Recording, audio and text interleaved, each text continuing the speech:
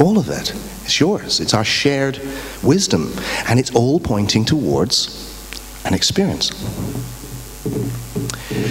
So what has interested me recently, and what's led me to write my latest book, which is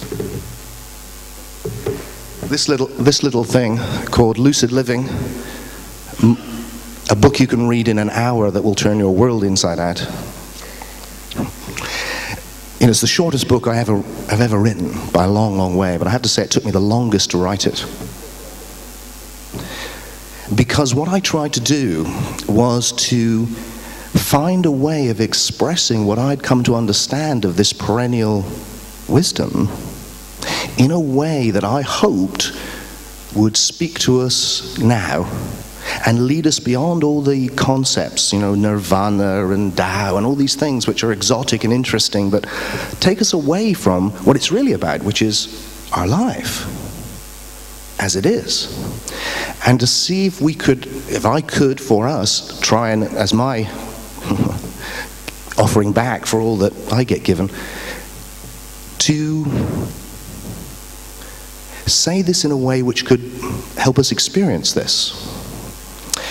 And this little book is a journey through 7 insights, which is like a conceptual map, which I hope can help that experience occur. And what I'd like to do today is not get into not get into the scholarly stuff, not fill you with a lot more information. We've had a lot of fantastic, actually, information. I don't want to do that. I'm not in the mood for that. What I'd like to do is kind of dive in now and see what happens if we just dive into life and share with you these ideas and see what happens.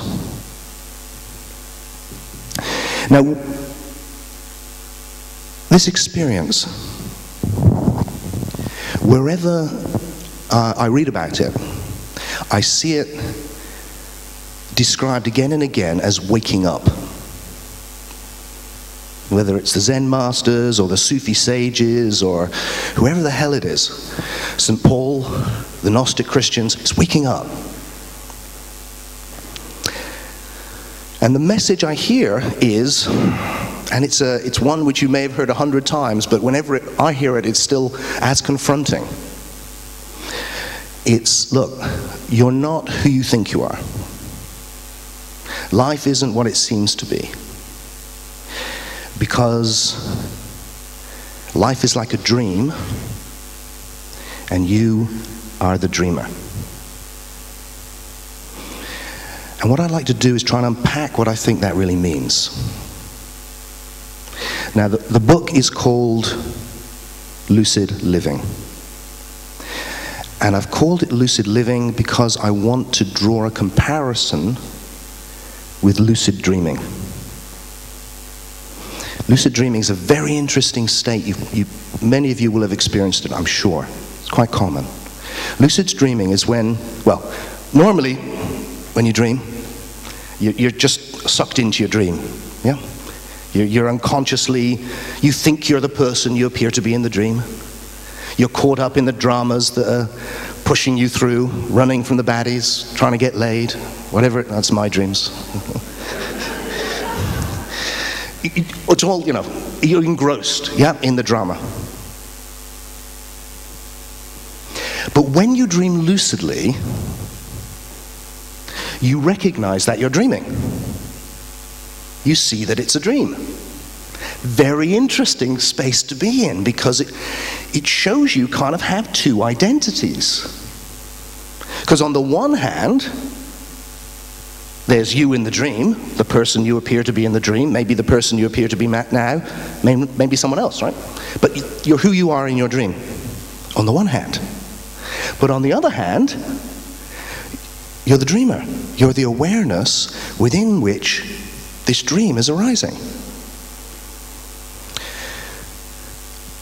As I have come to experience it and understand it, this waking up, which people have been talking about for centuries and centuries and centuries, is a comparable state right now. That's why I call it lucid living. It's recognizing right now that you are both a character in the dream of life and the dreamer, the awareness within which this dream is arising. So how do we get there? How do we get to test that out? You know, because I'm not for 1 minute asking you to believe me when I say that, because believing people when they say things is what gets us into endless trouble. That's where religion comes from.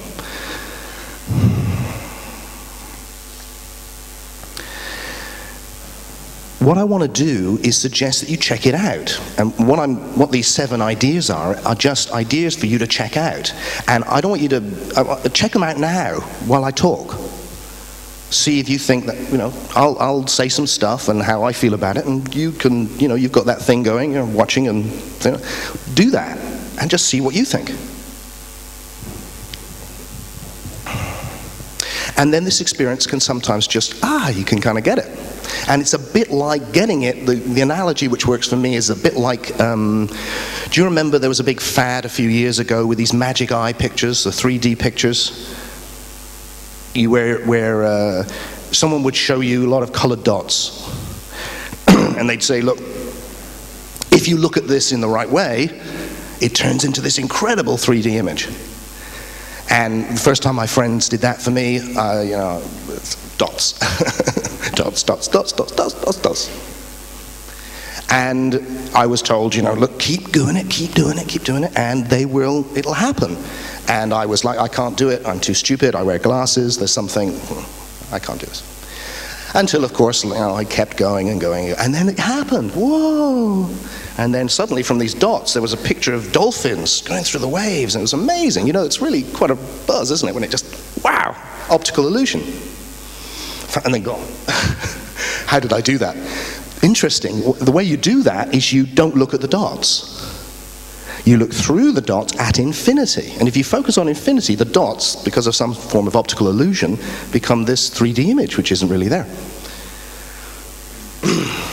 So this lucid living, this waking up, this isn't an optical illusion. But it's like it in this respect, that it can be, don't look at the dots. What I'll do is I'll try and point you to something in your own experience, but don't get stuck in the words. If the words don't work for you, translate them into different words. But look where they're pointing and see if it's of interest to you. Many of you will know much of what I have to say, I'm sure, already. But as a philosopher, what really interests me is the simple. The really, really, really, really, really simple. So the simpler it gets, you know, more obvious, the more interesting for me. So hopefully you'll come with me with that. And then you can get it. And then you can lose it again, just like the dots. And then you can start working out, oh, I see what it is I have to do, where I have to move to make this happen. And then it becomes easier and easier and easier, just like the dots. Okay.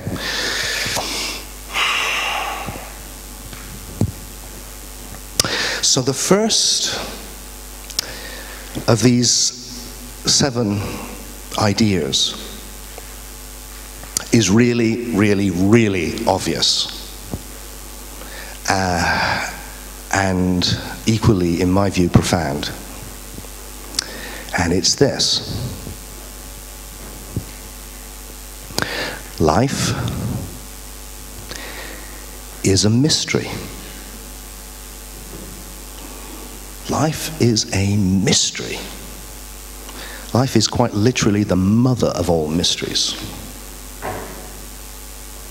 What is this?